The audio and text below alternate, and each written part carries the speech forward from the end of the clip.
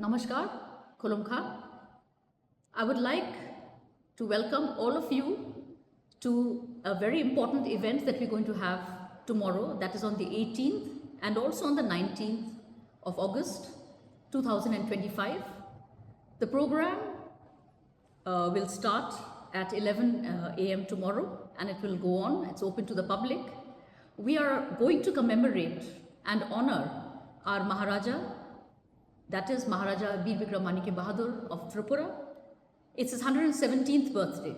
So I would like all of you to come and see this exhibition, which is going to be held at Manikya Enclave.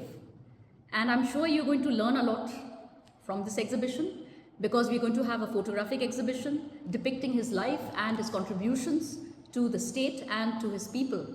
Besides that, we have a very important event as well, which is the release of a special postal cover, which will be done for the first time on Maharaja's birthday, and it will be released tomorrow itself by the Postmaster General.